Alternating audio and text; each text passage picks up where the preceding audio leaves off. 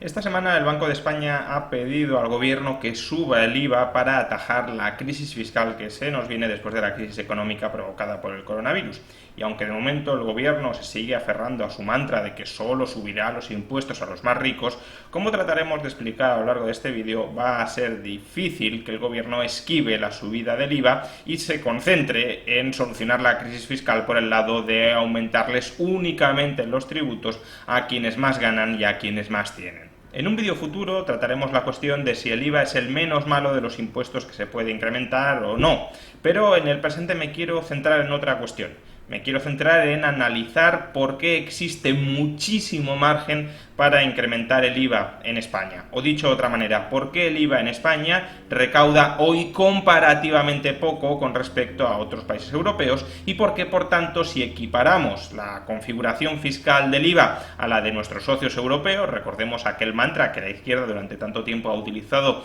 de que teníamos que equipararnos a Europa, porque si hacemos esto, la recaudación por IVA tiene mucho margen para incrementarse frente, como veremos, a lo que sucede con otros tributos en los que hasta el momento el gobierno ha centrado su campaña propagandística, como la subida del IRPF a las rentas más altas o los impuestos a las grandes fortunas y a los ultra ricos. Empecemos describiendo cuál es la realidad. España es el 24º país con menos recaudación por IVA dentro de la Unión Europea. Unión Europea, 28 países, España, economía 24ª que menos recauda. Solo recaudan menos que España otras 4 economías: Irlanda, Italia, Rumanía y Luxemburgo. Todas las demás economías de la Unión Europea recaudan por IVA más que España. Lo podemos observar en este gráfico, que es del año 2016, pero a día de hoy la jerarquía se mantiene. En este gráfico se describe la recaudación por impuestos indirectos de los diversos países europeos. Fijémonos cómo España es el penúltimo que menos recauda por tributación indirecta, no solo considerando el IVA, sino otros impuestos indirectos, como los impuestos especiales, pero si en concreto nos fijamos en la recaudación por IVA, que es la franja azul del gráfico, veremos que somos el 24º país que menos está recaudando, el 6,5% del Producto Interior Bruto. Por consiguiente, como digo, existe margen para subir el IVA, sobre todo si nos equiparamos a otros países europeos. Ahora bien, la cuestión es que hay que subir, porque España recauda menos que otros países europeos en materia de IVA. ¿Cuál es el motivo que nos lleva a que nuestros ingresos por fiscalidad sobre el consumo sean inferiores a los de nuestros socios europeos? Y uno podría pensar que es porque los tipos impositivos en el resto de Europa, el tipo impositivo general del IVA en el resto de Europa, es muchísimo más alto que en España. Pero en este gráfico podemos observar que no es así, que el tipo general del IVA en España, el famoso 21%, está en la media de la Unión Europea. No es un tipo excepcionalmente bajo que nos lleve en consecuencia a recaudar mucho menos que nuestros socios europeos. De hecho, hay dos países muy importantes dentro de la Unión Europea, Francia y Alemania, que recaudan más que España, recaudan aproximadamente medio punto de PIB más que España por IVA, en concepto de IVA, y sin embargo, fijémonos cómo en este gráfico lo que nos indican es que el tipo general del IVA de estos países es más bajo que el de España. ¿Cómo es posible que el IVA de Francia o Alemania se ubique por debajo del de España, su tipo general sea inferior al de España, y sin embargo recauden más que España? Pues porque la laguna recaudatoria del IVA español no se ubica en un tipo general muy bajo, excepcionalmente bajo, sino en otros dos flancos del diseño del impuesto. En concreto, las exenciones del IVA, es decir, qué gastos en consumo no están sujetos al impuesto sobre el valor añadido,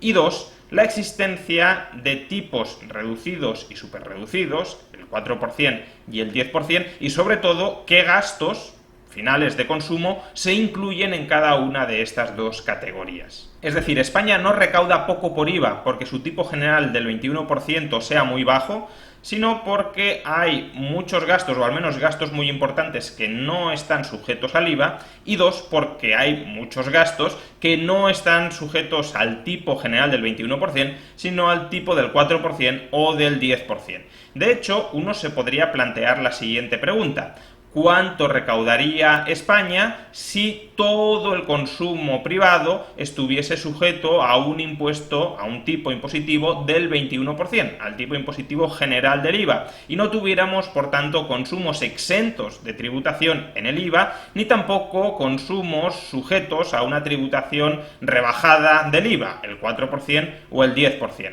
Y esa es una pregunta que nos la responde un indicador que suele calcular la OCDE, conocido como VAT Revenue Ratio. El VAT Revenue Ratio nos informa de qué porcentaje de la recaudación potencial del IVA está cosechando hoy un determinado estado. ¿Y cómo se define en este VAT Revenue Ratio la recaudación potencial por IVA? Pues los ingresos que obtendría un Estado si todo su consumo privado estuviese sometido al mismo tipo general dentro de esa economía. En el caso de España, si todo el consumo privado tributara al 21%. Y lo que observamos en el caso de nuestro país es que, primero, es uno de los países de la OCDE donde se recauda un porcentaje más bajo de todos los ingresos potenciales que se podrían obtener por IVA si, insisto, todo consumo privado estuviese sometido al 21%. Y segundo, cuantificamos ese porcentaje que se está obteniendo en el 45%. O dicho de otra manera, España está dejando de recaudar más de la mitad de todo lo que podría recaudar por el hecho de no someter a todos los gastos al mismo tipo general del IVA, al 21%. Es decir, por el hecho de introducir exenciones dentro del IVA y por el hecho de introducir tipos reducidos y superreducidos que evidentemente proporcionan menos recaudación que el tipo general. Expresado de otra manera, si España suprimiera todas las exenciones dentro del IVA y si España eliminara los tipos reducidos y superreducidos y simplemente implantara un tipo general sobre el IVA, como tienen otros países, por ejemplo Dinamarca, la recaudación por IVA, ceteris paribus, evidentemente, sería del 14% del PIB. Eso supondría que recaudaríamos por IVA 7,5 puntos más del PIB de lo que recaudamos a día de hoy. Toda nuestra brecha fiscal con el resto de Europa desaparecería aprobando esta reforma sobre el IVA, que evidentemente significaría que el conjunto de familias españolas tendría que pagar muchísimos más impuestos cuando está consumiendo. Pero estamos hablando justamente de eso, de subir los impuestos y de cuál es la recaudación potencial si se tocan unos impuestos o se tocan otros. En realidad, sin embargo, el VAT Revenue Ratio no es un indicador del todo perfecto para conocer qué porcentaje de la recaudación potencial por IVA está dejando de recaudar un determinado gobierno. ¿Y por qué razón? Pues porque la magnitud del consumo privado, sobre la cual se aplica un tipo general del 21% para conocer la recaudación teórica, la recaudación potencial que se podría obtener gravando todo consumo privado al tipo general del IVA, esa magnitud del consumo privado se obtiene de contabilidad nacional, es decir, de las cifras de PIB. Y dentro de contabilidad nacional se incluyen partidas en consumo privado que no son gravables a través del IVA, o al menos serían muy difícilmente gravables. Por ejemplo, las rentas inmobiliarias imputadas, que no deja de ser un consumo en especie que desde luego no está gravado por el IVA y probablemente no lo esté jamás. Y por otro lado, hay gastos que sí están gravados por el IVA, que en contabilidad nacional no se incluyen en el consumo, sino en la inversión. Por ejemplo, las ventas de primera vivienda, el INE y Eurostat lo consideran inversión, gasto en inversión, pero a efectos de IVA es gasto en consumo sujeto a un tipo impositivo del 10%. En el año 2017, sin embargo, la Comisión Europea trató de corregir estos problemas del VAT Revenue Ratio para proporcionarnos una estimación más ajustada a la realidad de cuánto está dejando de recaudar cada país por el hecho de no gravar todo el consumo privado que es realmente gravable a través del IVA a su tipo general de cada país, en este caso en España del 21%. Y el resultado que obtenemos es el siguiente. Primero, España sigue siendo el segundo país europeo que más está dejando de recaudar por el hecho de tener exenciones y por el hecho de tener tipos reducidos y superreducidos en el IVA. Segundo, esa recaudación que se está dejando de obtener no equivale al 55% de la recaudación potencial del IVA, es decir, no estamos recaudando únicamente el 45% de lo que teóricamente deberíamos estar recaudando, sino que estamos dejando de recaudar el 27%, por tanto ya estamos recaudando el 73% de toda la recaudación potencial que tiene el IVA. Aún así, un 27% de recaudación no obtenida equivale a 4 puntos del Producto Interior Bruto, es decir, unos 50.000 millones de euros. Y tercero, aproximadamente la mitad de esos 50.000 millones de euros que se podrían recaudar adicionalmente si todo el consumo privado español estuviese sometido a un tipo único del 21%, aproximadamente la mitad de esos 50.000 millones de euros se están dejando de recaudar por la existencia de exenciones dentro del IVA, exenciones que afectan especialmente a dos tipos de gastos, gastos en educación, gastos en sanidad, también gastos en algunas actividades artísticas y en actividades sociales, pero sobre todo gastos en educación y gastos en sanidad, y la otra mitad de esos 50.000 millones de euros se están dejando de recaudar por la existencia de tipos súper reducidos, en concreto un tipo del 4% en productos como el pan, la fruta, la verdura o los huevos, y también por la existencia de tipos reducidos, en particular un tipo del 10% en productos como el transporte de viajeros, los productos de aseo, las obras domésticas, la hostelería, las flores, los espectáculos o el cine. Por consiguiente, tanto estas exenciones como esta tributación reducida provoca una merma recaudatoria del IVA de en torno a 50.000 millones de euros. Una cifra, por cierto, muy parecida a la estimación que hace el propio Ministerio de Hacienda por la existencia de estos tipos reducidos y superreducidos y exenciones. De acuerdo con el Ministerio de Hacienda, de acuerdo con la previsión, con la planificación presupuestaria que hace el Ministerio de Hacienda, el hecho de mantener estos tipos reducidos y superreducidos y estas exenciones dentro del IVA provoca una merma recaudatoria de en torno a 40.000 millones de euros. Por consiguiente, nos estamos moviendo en esa horquilla de 40.000, 50.000 millones de euros que el Estado está dejando de recaudar por configurar el IVA en la forma en la que lo ha configurado hasta la fecha. ¿Y por qué esta cifra de 40.000 o 50.000 millones de euros es tan significativa? Porque creo que pone de manifiesto el potencial recaudatorio que tiene el IVA y que desde luego este o cualquier otro gobierno va a intentar aprovechar en momento de necesidad, frente a la demagogia tan habitual que está utilizando este mismo gobierno cuando nos dice que únicamente les va a subir los impuestos a los más ricos. Recordemos cuál es la previsión de recaudación que ha efectuado este mismo gobierno PSOE-Podemos, con respecto a sus principales fuegos de artificio tributarios. En el caso de la subida del IRPF a las rentas más altas, la previsión de recaudación de este gobierno, insisto, es de 328 millones de euros. En el caso del incremento de la tributación sobre las grandes empresas españolas, porque se nos dice que no están pagando lo suficiente y que con este gobierno de progreso vamos a conseguir que paguen lo que tienen que pagar, la previsión de recaudación es de 1.700 millones de euros. Por tanto, subiéndoles los impuestos a las rentas más altas y a las grandes empresas, se recaudan 2.000 millones de euros. Y estamos hablando de que en el IVA se están dejando de recaudar entre 40.000 y 50.000 millones de euros por la existencia de exenciones y de tipos reducidos y súper reducidos. Incluso si añadiéramos a la anterior cuenta la estimación del todo descabellada, pero en todo caso, cojámosla,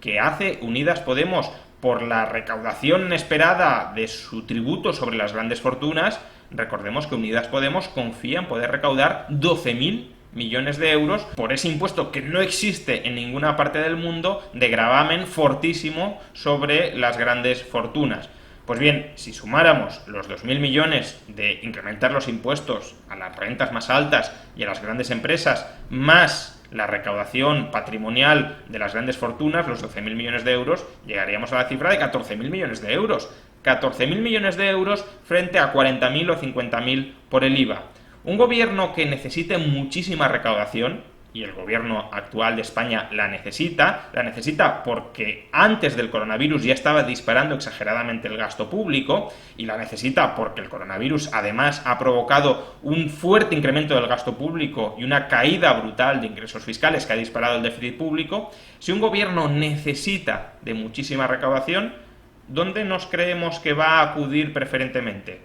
¿A tipos impositivos que en el mejor de los casos, y tomando a las estimaciones infladas de sus promotores, proporcionarán 14.000 millones de euros? ¿O a un tipo impositivo como el IVA, que suprimiendo exenciones y tipos reducidos y superreducidos tiene un potencial recaudatorio de entre 40.000 y 50.000 millones de euros? Pues creo que la respuesta es obvia. Aunque se puedan mantener a efectos propagandísticos las subidas de impuestos a las rentas más altas, a los más ricos, a las grandes empresas, eso no es lo mollar, eso no es lo sustancial. Lo sustancial es lo otro. Lo sustancial es la reforma impositiva que están preparando a escondidas y que no nos comunican, porque evidentemente es una subida impositiva que va a dañar muchísimo la situación de las clases medias y de las rentas más bajas, porque va a ser una subida impositiva que va a atentar directamente contra sus ingresos y contra su capacidad de consumo. Va a ser una subida impositiva que no se va a centrar exclusivamente, pero que sí va a pasar necesariamente por la reforma del IVA. ¿Para qué? Para reducir el número de exenciones y para reclasificar productos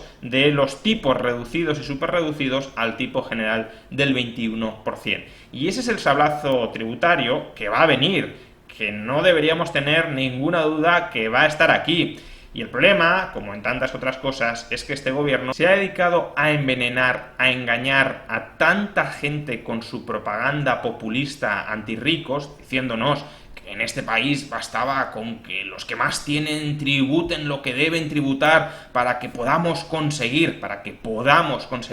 todo lo que queremos, que ahora, claro, cuando nos encontremos subidas impositivas muy sangrantes que van a afectar al conjunto de la ciudadanía, este gobierno va a estar absolutamente deslegitimado para aplicarlas, porque ha sido un gobierno cuyo ascenso al poder se ha edificado sobre el populismo, sobre la mentira y sobre la propaganda en contra de la austeridad. Una austeridad que ahora ellos van a tener que aplicar al conjunto de la población en contra de lo que nos estuvieron diciendo durante casi una década.